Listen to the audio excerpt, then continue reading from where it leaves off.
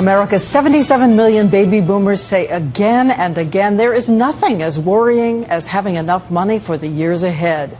And today, a landmark investigation showed that 44% of all boomers say they are unsure they have enough set aside for the lives they want to lead.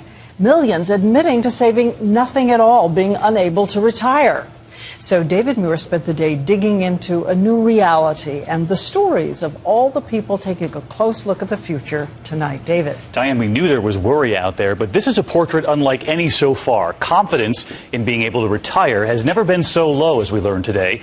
And tonight here, the baby boomers forced to redefine their own retirement. Their first worries on those little faces, the boomer babies born between 1946 and 1964. In fact, just today, another 11,000 of them turned 65. But looming larger than any birthday wish, wishes for retirement, now rapidly changing, and here's why. 6 in 10 say their investments, retirement plans, and their homes have lost significant value in just the last 3 years. Almost half of them, 42%, now delaying retirement.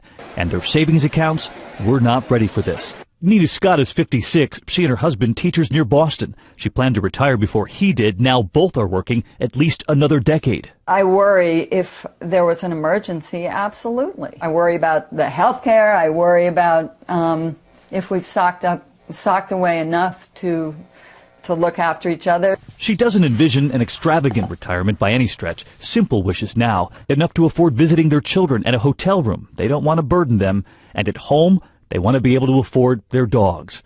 1 in 4 boomers who are still working say they don't see a day when they can retire. The same numbers say they have little or no retirement savings. 64% see Social Security as a key part of their safety net. On the flip side, just 11% are deeply confident they're ready for retirement. John and Jeanette Urbaum near Kansas City, Kansas. John just turned 60. She's about to. He's a manufacturing sales rep, a traveling salesman. Their wishes for retirement have grown simpler, too, since that wedding day. Their first granddaughter changed everything.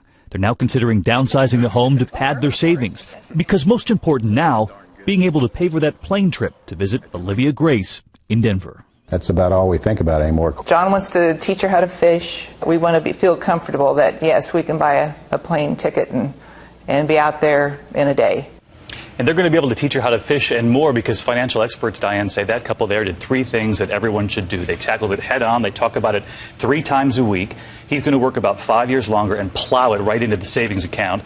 And lastly, they've pared down expectations. That trip from Kansas City, Kansas to Denver will now be as grand as anything they could have imagined, especially because Olivia's at the other end. They may not get that cruise, but they'll get that trip to teach her fishing. And they have advice for the next generation. The savings was the big thing that got the boomers into trouble. Save more than you think you need to save. Okay, thank you.